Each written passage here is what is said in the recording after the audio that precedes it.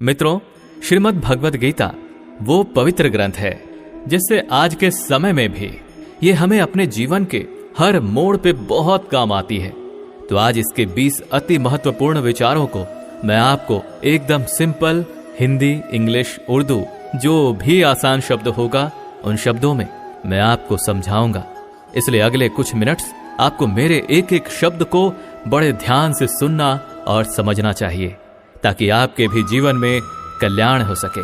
तो चलिए बिना समय गंवाए बढ़ते हैं अपने इस पौराणिक इतिहास के उस सबसे बड़े ज्ञान के खजाने की ओर जो इस दुनिया के ही नहीं बल्कि इस सृष्टि के सबसे बड़े मोटिवेशनल स्पीकर भगवान श्री कृष्ण जी द्वारा दिया गया है, और जिसको बड़ी आसानी से समझकर और अपने जीवन में फॉलो करके कोई भी इंसान वो सब बन सकता है जो वो चाहता है। चाहे सफलता पाना हो, चाहे खुशियां पाना हो, मन में शांति चाहिए, या चाहे मैनेजमेंट सीखना हो, या चाहे अपनी जिंदगी बेहतर बनानी हो। श्रीमद् भगवद गीता से ज्यादा महान कोई और दूसरा कोर्स हो ही नहीं सकता। इसलिए मैं आपको सिंपल वर्ड्स में आपको इन 20 विचारों को अच्छी तरह से समझाऊंगा। तो ये विचार 20वें से शुरू होकर पहले पे खत्म होगी। तो चलिए शुरू करते हैं। 20वां उपदेश। आप किसी भी सिचुएशन में बिना कर्म किए और बिना उसका फल पाए नहीं रह सकते हैं। ऐसा हो ही नहीं सकता कि इंसान का शरीर एक सेकेंड के लिए भी बिना कर्म किए रह पाए। ऐसा हो ही नहीं सकता कि सृष्टि का कोई भी कण एक सेकेंड के लिए भी बिना किसी कर्म के रह सके। कर्म करना हमारे जीवन का हिस्सा है। अगर हम सोते भी हैं ना तो हमारा दिमाग नहीं सोता है। हम सांस लेते हैं, सपने देखते हैं। हमारे शरीर के हर अंग में करोड़ों की संख्या में सूक्ष्म कण हमारा काम करने में लगातार लगे रहते हैं। अपने कर्म करने से हम कभी भाग नहीं सकते हैं, और ये ईश्वर का भी कहना है कि हमें कभी भी अपने कर्म में बंद करके नहीं रहना चाहिए। समझ नहीं आया? देखिए, हम ना तो किसी भी पल कोई काम किए बिना रह सकते हैं और ना ही हमें कर्मों में बंद करके रहना चाहिए। आसान शब्दों में यह है कि हम जो भी करते हैं वो ये मान कर करें कि इसे करने वाला मैं नहीं बल्कि इसे करने वाला तो ऊपर वाले ईश्वर भगवान है। मैं तो सिर्फ इस कर्म को पूरा करने वाला एक कारण मात्र हूं, कठपुतली की तरह। उसको करने के लिए इस काम को मैं नहीं कर रहा हूं बल्कि ये काम मेरे द्वारा स्वतः हो रहा है, यानी मेरे द्वारा कराया जा रहा है। और जब हम इस तरह से सोचने लगेंगे तो हमें कभी भी कोई भी दुख नहीं होगा, हमें कभी अफसोस ही नहीं होगा, हमें कभी घमंड भी नहीं होगा। 19वां उपदेश। जीवन में कुछ भी अच्छा या बुरा बिना किसी कारण के नहीं होता। इसे एक कहानी से समझते हैं। एक समय की बात है, एक गांव में एक गरीब औरत रहती थी। उसको जब एक बच्चा हुआ तो वो बिल्कुल स्वस्थ था, लेकिन एक दिन किसी एक्सीडेंट की वजह से उस बच्चे की एक हाथ की उंगली कट गई। उसकी मां बहुत दुखी हो गई और कहने लगी कि मेरे बच्चे के साथ ही ऐसा होना था, और वो हमेशा भगवान को इसके लिए कोसती थी। पता नहीं भगवान को मेरे से क्या दुश्मनी है जो मेरे ही बच्चे की उंगली काट ली। समय बीतता गया। उस गांव में एक दिन एक साधु के वेश में एक मायावी राक्षस आया। वो राक्षस अपनी शक्तियां बढ़ाने के लिए, बहुत सारे बच्चों की बलि चढ़ाने के लिए उसने इसके बच्चे को भी किडनैप कर लिया। लेकिन जैसे ही वो उसकी बलि चढ़ाने लगा तो उसको अपने गुरुजी की याद आ गई, जिन्होंने उसे एक शर्त दी कि जिस भी बच्चे की तुम बलि चढ़ाओगे उसके सभी अंग बिल्कुल सही होने चाहिए। और वहीं उस बच्चे के कटे हुए उंगली के बारे में जानकर उसने उस बच्चे को जिंदा छोड़ दिया। और तब उसकी मां को यह समझ आ गया कि जो भी होता है अच्छे के लिए ही होता है। और ये कहानी यही सिखाती है कि इस दुनिया में जो कुछ भी होता है, चाहे वो अच्छा हो रहा हो या चाहे वो बुरा हो रहा हो, वो कभी भी बिना किसी कारण के नहीं होता और अच्छे के लिए ही होता है।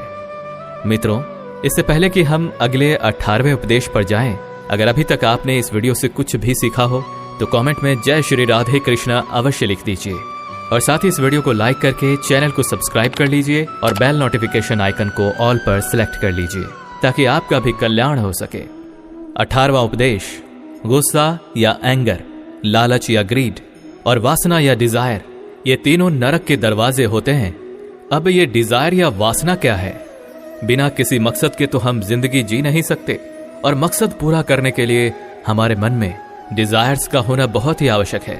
लेकिन जब वो मकसद केवल और केवल खुद के लिए हो और आपको इससे कोई फर्क नहीं पड़ता है कि आपकी डिजायर की वजह से सामने वाले का कितना नुकसान हो रहा है, तो फिर वो डिजायर बहुत दुख देने वाली बन जाती है। क्योंकि कभी ना कभी उसके गलत परिणामों से आपको सामना करना ही पड़ेगा। अब हम गुस्से से होने वाले नुकसान को समझ लेते हैं। गुस्सा इस बात का सबसे बड़ा सबूत है कि हम कितना कमजोर हो गए हैं। सीधी सी बात है, जो इंसान बहुत ज्यादा गुस्सा करता है वो बहुत ज्यादा कमजोर होता है।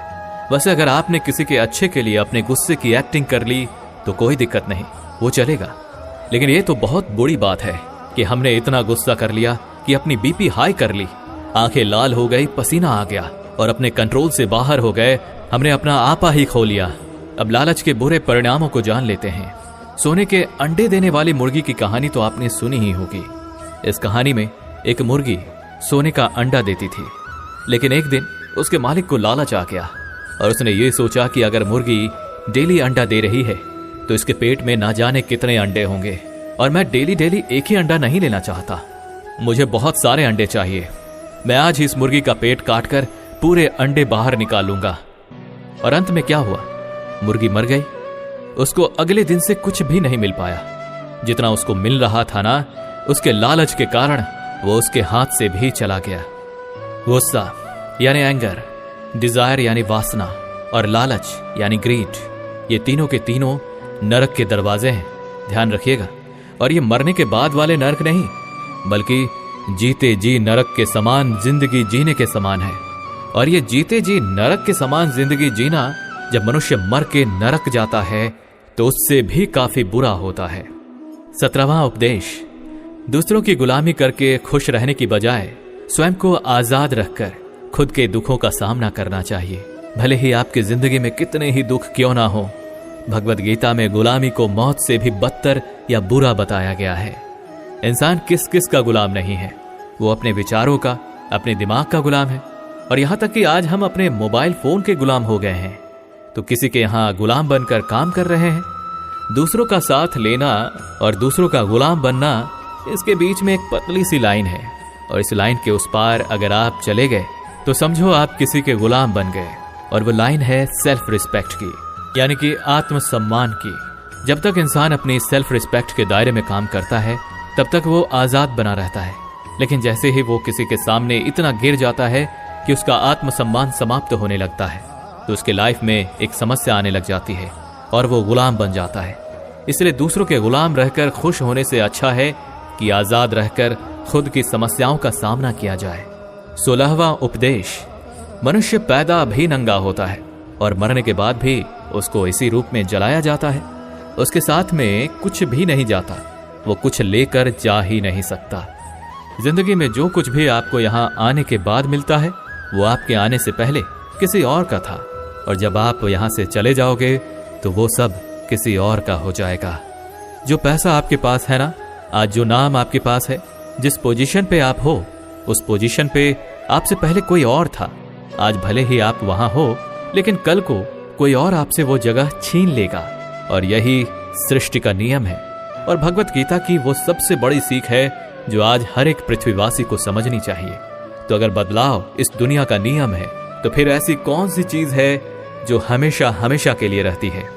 आखिर कोई तो चीज होगी जो हमेशा आपके जाने के बाद भी इस दुनिया में रहेंगी ही, तो वो चीज है इंसानियत। इसलिए सबसे पहले आप एक अच्छा इंसान बनिए। हर एक मनुष्य उस परमात्मा का ही तो अंश है, और हमारे सीधे कनेक्शन उस परमात्मा से ही तो जुड़े हुए हैं। हमारी आत्मा कभी गलत नहीं हो सकती, पर हम शरीर के सुखों के लिए गलत कामों में लग जाते हैं और उनका नतीजा भी गलत होता है।